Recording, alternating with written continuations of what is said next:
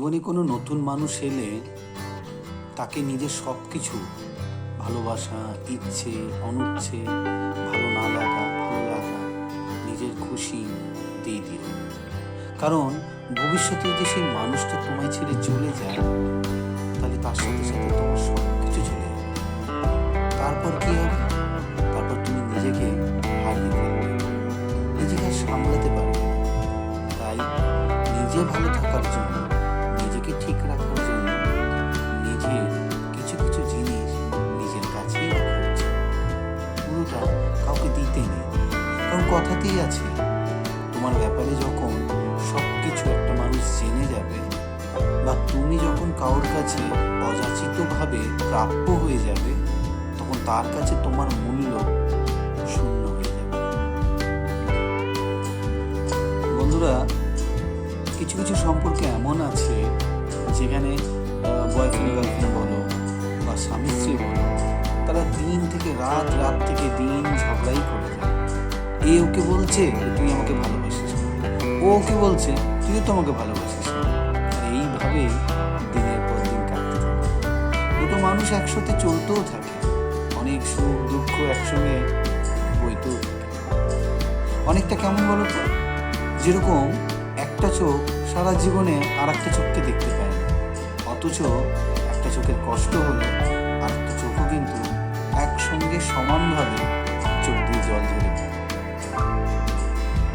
প্রিয়তমা, আমি সত্যিই ব্যর্থ, কারণ আমি কখনোই তোমাকে বোঝাতে পারিনি আমি তোমাকে কতটা ভালোবাসি। বন্ধুরা, আমার মতো অনেক ছেলেরাই আছে বা অনেক মেয়েরাও আছো যারা নিজের ভালোবাসার মানুষকে কখনোই বোঝাতে পারোনি যে তাকে কতটা ভালোবাসো। হয়, এটাই জীবন। ভালোবাসার মানুষটা সামনে রয়েছে, তাকে দেখতে পারি, তাকে অনুভব করতে পারি, কিন্তু তাকে ছুঁতে পারি না, তাকে আপন বলে অধিকার জমাতে পারি না। হয়তো এটাই কথা। বন্ধুরা, তাতে দুঃখ পেও না, কষ্ট পেও না, কারণ ভালোবাসা শর্ত রাখে যে আমি ভালোবাসছি মানে তাকেও ভালোবাসতেই হবে। তাহলে তো সেটা সাময়িক কন্ট্রাক্ট, তাই না? ভালোবাসা এরকমই হওয়া উচিত।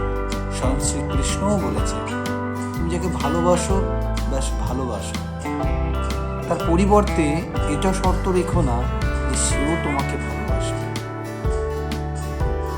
এমন অনেক মানুষ আছে যারা জীবনে হট করে চলে আসে, ভালোবাসা দেয়, ভালোবাসা নেয়, একসঙ্গে অনেকটা পথ চলতেও থাকে। আবার হট করে একদিন এই পথের মাঝে হাত ছেড়ে দেয়, ছেড়ে দিয়ে বলে, তোমার মধ্যে কি আছে যে আমি তোমার সঙ্গে জীবন কাটাবো, তোমার সঙ্গে আমার জীবনের স্বপ্ন দেখব? তুমি কি আমার যোগ্য?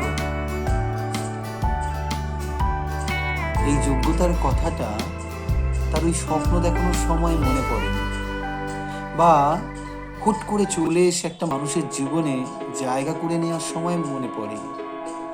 এতগুলো দিন কেটে যাওয়ার পর তার মনে পড়ল যে আমি তার যোগ্য নই। বন্ধুরা, এরকম ভালোবাসার থেকে সাবধান, কারণ এদের কাজটাই হলো মানুষের মন নিয়ে খেলা। কাকে কতটা বেশি স্বপ্ন দেখিয়ে মাঝ রাস্তায় তার মনটাকে ভাঙতে পারবো, একদম চূর্ণ চূর্ণ করে দিতে পারবো, এইগুলোই তাদের মাথায় ঘোরে। জানি না তারা কি সুখ পায়, জানি না তারা কি খুশি হয়, জানি না তারা কতটা আনন্দিত হয়, কিন্তু তাদের এইটাই কাজ।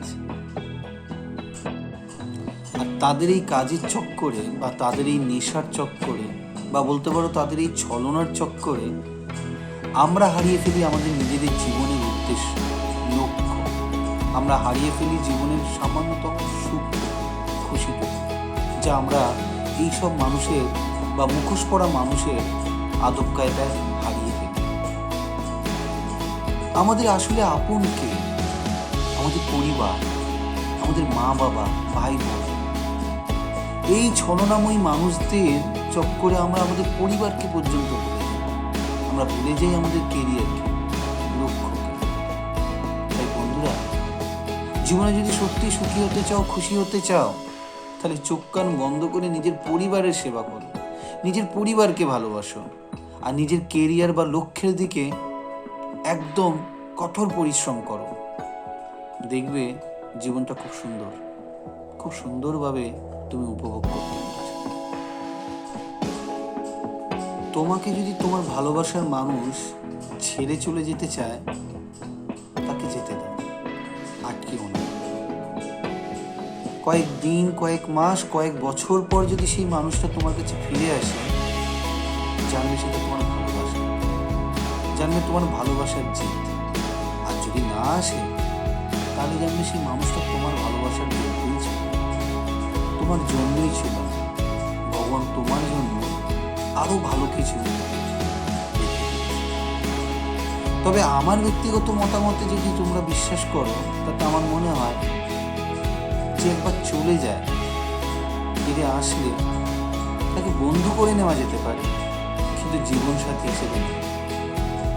কারণ সেই মানুষটা তোমার কদর করে, তোমার পাশে থেকে তোমার যত্ন করে, তোমার অনুভূতি এগুলোকে কোনো মজা দেয়, তোমাকে ছেড়ে সে চলে গেছে। ভবিষ্যতে তোমার জীবনে আবার আসার পর যদি তুমি তাকে আবারও জায়গা দাও, আর আবারও সে চলে যাবে না, তার কোনো গ্যারেন্টি নেই। কারণ যে একবার সম্পর্ক ভাঙে, সে বারবার ভাঙতে পারে। ফিল্টার লাগিয়ে যেমন মুখ সুন্দর করা যায়, সেরকমই ফিল্টার লাগিয়ে যদি চরিত্র সুন্দর করা যেত, মন সুন্দর করা যেত, তাহলে হয়তো পৃথিবীতে কোনো মানুষ আর কাঁদতো না, অন্ততপক্ষে ভালোবাসার জন্য কেউ কাঁদতো না, বা ভালোবাসার নামে কেউ কোনোদিন ঠকতো না। মুখোশ পরা মানুষগুলো হট করে জীবনে চলে আসে, আর আসা মাত্রই এমন মিষ্টি মিষ্টি করে কথা বলে, এমন আপন ভাব দেখায়, আমরা বুঝতেই পারি না যে আমাদেরকে ঠকাবে বলে জাল বিছাচ্ছে। যে জালে একবার ফেসে গেলে দম তো আটকে। তুমি শরীরে হাতে পায়ে না মরো, মনের দিক দিয়ে তুমি মরে, যার মাসুল তোমাকে সারা জীবন বয়ে যেতে। রাস্তার ধারে বাবু সোনা বলা ভালোবাসাগুলো অনেকটা সেই ছেঁড়া পাটা জামা কাপড় মতো, শরীর তো ঢাকা আছে, কিন্তু দেখা সবই যাচ্ছে। তাই সাবধান, যেসব সম্পর্কে বেশি পীড়িত, সেসব সম্পর্কগুলো কিন্তু আয়ু খুব লিমিটেড। গালাগালি দেওয়া রাগী তেজি মেয়েগুলো আর যাই হোক মন থেকে কারোর ক্ষতি চায় না। আরো 4-5টা মেয়ের মতো কুটকচালি বা কান ভাঙানি এইসব স্বভাবগুলো ওদের মধ্যে থাকে না। যদি মনে হয় তোমার কাছে কিছুই নেই, তোমাকে ভগবান এটা দেয়নি, ওটা দেয়নি, সেটা দেয়নি, তাহলে কিচ্ছু করতে হবে। একদিন হাতে সময় নিয়ে হসপিটালে চলে যাও, বা যেখানে বসতি সেসব জায়গায় চলে যাও। তুমি দেখতে পারবে তাদের তুলনায় তুমি অনেক ধনী, অনেক খুশি, অনেক ভাগ্যবান।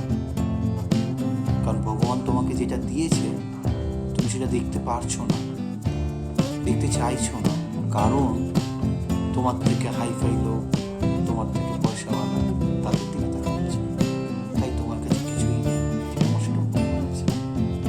তুমি যখন তোমার থেকে নিচের দিকে তাকাবে, তখন তুমি বুঝতে পারবে যে তুমি কতটা ভাগ্যবান। এই পৃথিবীতে প্রত্যেক ক্রিয়ার সমান এবং বিপরীত প্রতিক্রিয়া আছে, এটা আমরা অনেকেই জানি বা প্রায় সবাই জানি। তাই মাথায় রেখো, তুমি যদি কাউকে কষ্ট দাও, কোনো না কোনো ভাবে, কোনো না কোনো রাস্তায়, কোনো না কোনো পথে, ভগবান সেটা তোমাকে আবার কোনো না কোনো মানুষের দ্বারা তোমার কাছে ফিরিয়ে দেবে। তাই সেই কষ্ট যাতে না পেতে হয়, সেই দুঃখ যাতে না পেতে হয়, তাই প্লিজ তুমিও কাউকে কষ্ট দিও না, তুমিও কাউকে